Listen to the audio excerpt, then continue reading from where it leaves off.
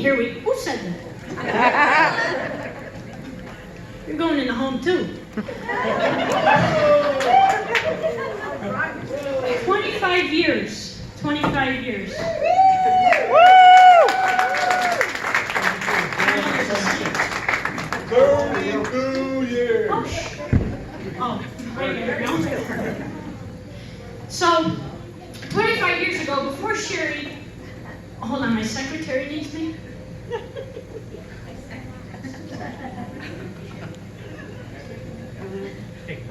Okay, so anyway, 25 years ago, before Sherry walked into church that day, on October 25th, Sue, my mother's best friend of 4 years, said to her, Jack, have kids, they said.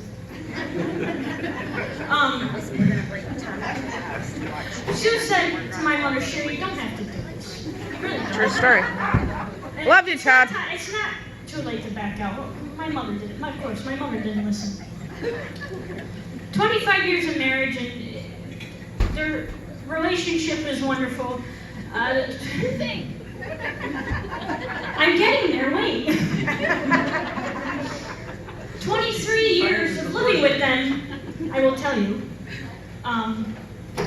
They fight, but they never go to sleep mad. Last year they were up for 3 months. They always compromise. My father will admit he's wrong, and my mother agrees. I call their marriage a 3-ring circus. The engagement ring, the wedding ring, and the suffering. My father's a very lucky man. I thought his life was going to end years ago. I got your back, Dad. That was before you. When I was little, I was in my mother's old office one day, and I walked by her computer, and on the computer screen it said, how many years does you do in jail for killing your spouse?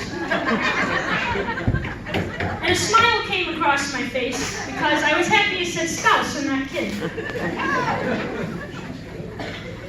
I would like to point out that 24 years ago, Todd and Sherry had sex, and now I have to go to work every day. I didn't ask for that. It wasn't my plan. You should never put on the TV. What? Well, I'd like to start with my mother, ladies first. My mother is a wonderful person. Yeah. She's a great lady. I've never seen such a turnaround in all my life. I'll tell you when she turned around. She became an aunt. These children, Jack, Sydney, Spencer, Gianni, Enzo, all the kids here, she buys them stuff that I asked for 15 years ago. Spencer, by H Street, he'd come over and he'd be all excited. Oh, I'm going to Auntie Sherry's office. I says, what? Goes, she'd say to him, yeah, go to the office, Spencer, there's something in there for you. You open the closet door in her office. Play-Doh, crayons, paint, kinetic sand that she just bought for Jack. That came out in 2006. I asked for that, you know. And Spencer used to get all excited. Alexander, which one do I pick? Well, I asked for that when I was 6. Yeah. I keep telling they think that she's God. And I keep trying to tell them, it's not the same woman I grew up with. She's trying to get into heaven now.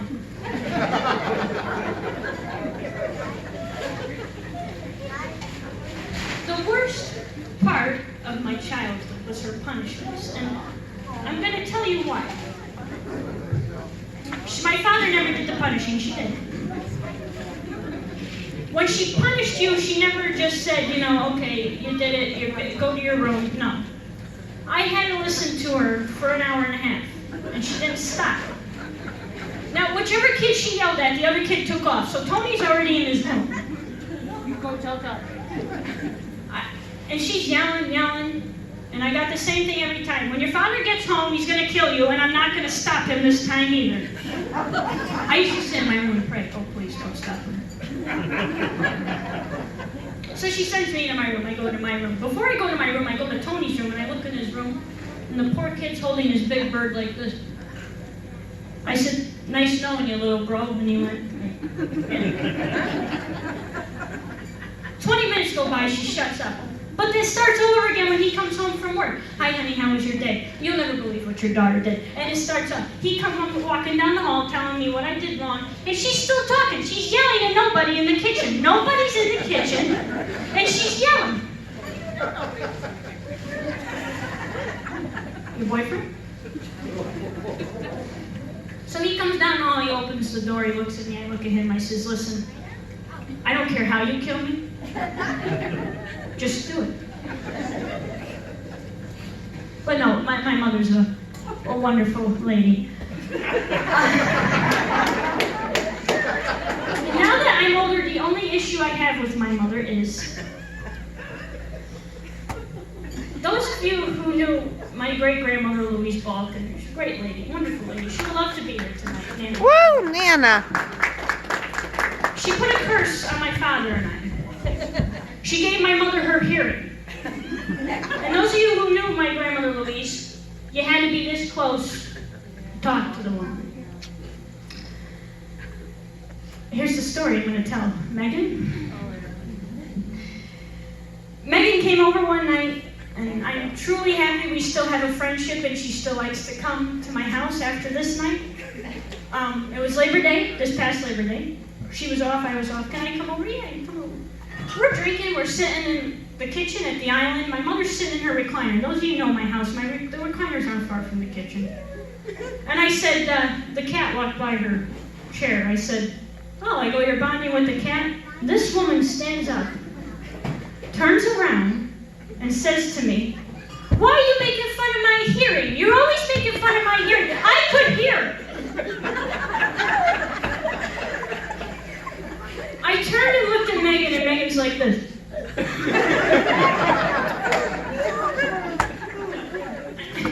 And I said, are you bonding with the cat? And no, you can't hear. Megan, thank you for... Oh my God. Tell me about it. You have no idea. You get cookies and everything else. That's another thing.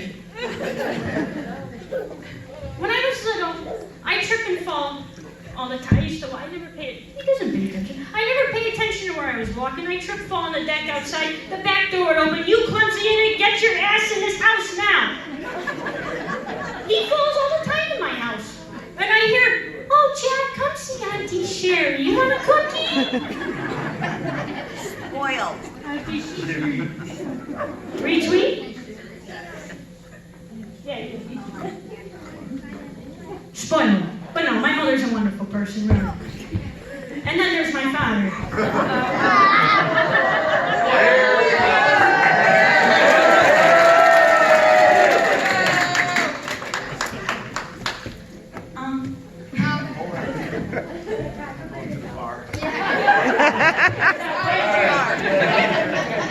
My father's a great guy. There's a bar in the other room. My father works hard all week. My father works hard all week, and then Friday comes. And the only one who hates Fridays is Dad's liver.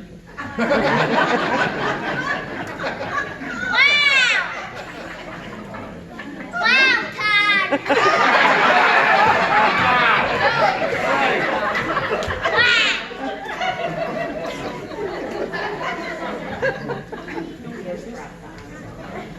You could tell who's the adult here. My father's a great man. Every night he gets down on his knees and prays. He prays he can get off his knees.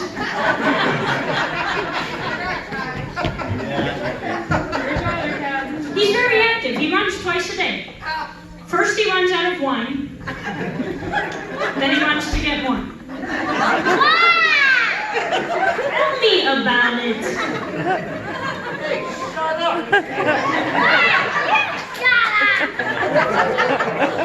Be careful, Uncle Jeff's here.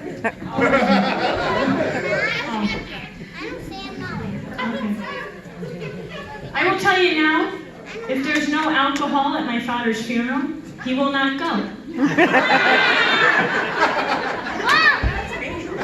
But I'm gonna tell you that my father happens to be the genius of the house. Because only a man as smart as him could fake such stupidity. The man doesn't know where anything is. Time he's asked to do something, either breaks it, gets hurt, doesn't know what he's doing. That's smart, because he doesn't want to do it. How'd you get Paul in here? This isn't about Paul. Your mother and Paul got another animal.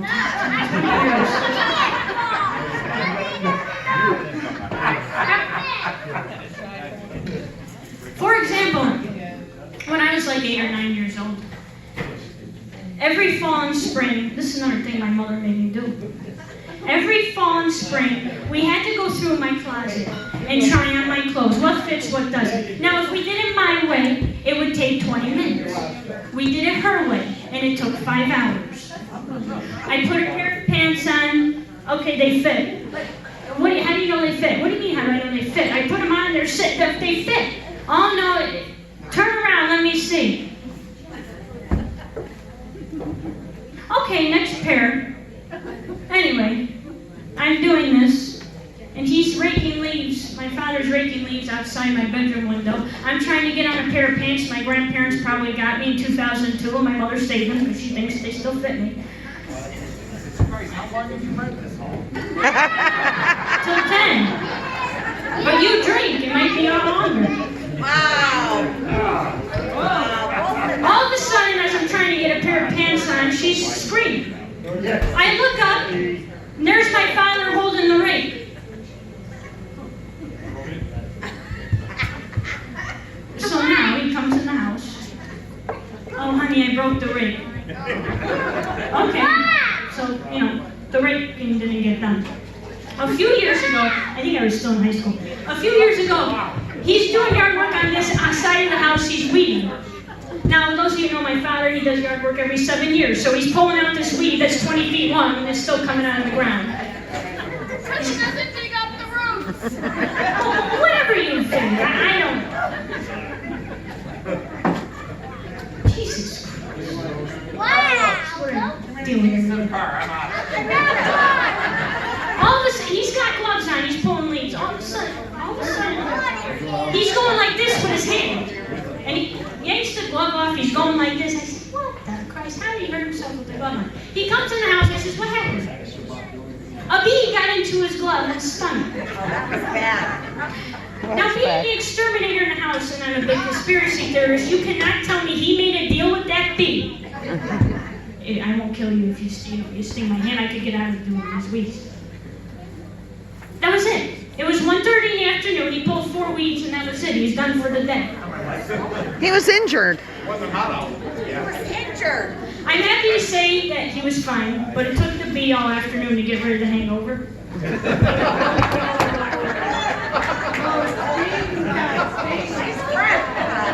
Fresh.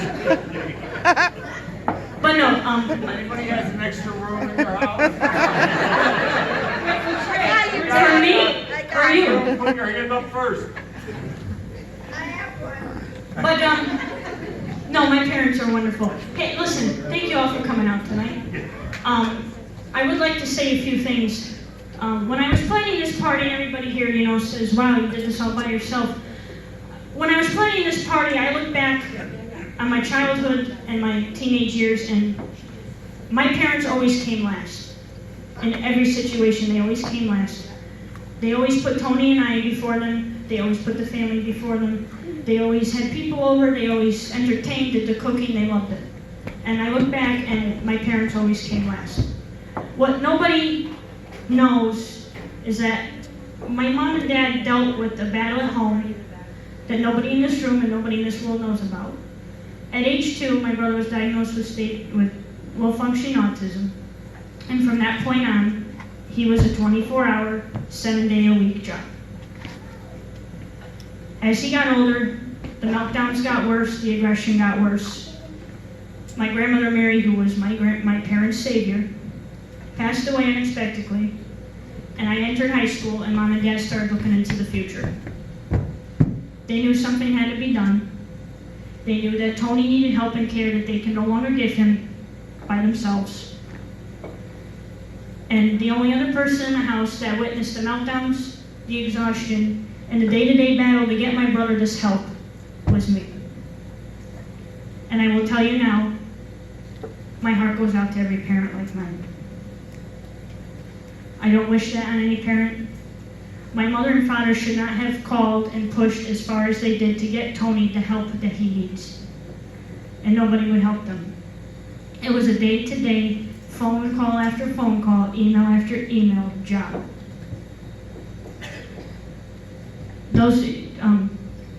They placed Tony in a home at 14, and to every parent in this room, I hope you never have to do that. I witnessed it, and it was the saddest thing I've ever seen in my life. Luckily, my parents were strong enough to make this decision, and Tony is very adaptable. I only hope he adapts when he finds out my parents will be living with him when they're old. I haven't told him yet, I don't want to make him nervous, but he owes me. I could not think of any other couple who deserves this night tonight, and I want to thank you all for coming here tonight. Woo!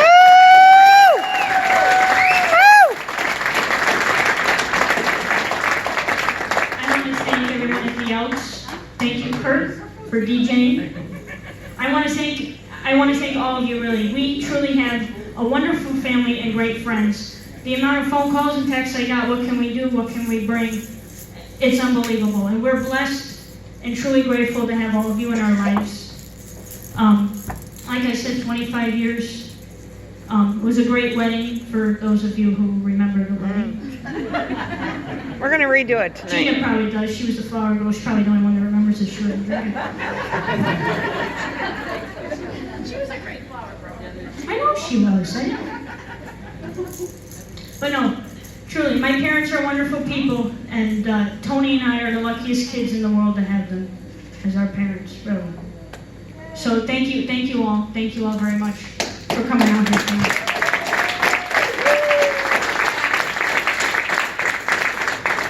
And now speaking for Tony as well as myself, to all of you here, thank you for coming. Mom and Dad, happy anniversary. We love you both and we wish you many more. Thank you.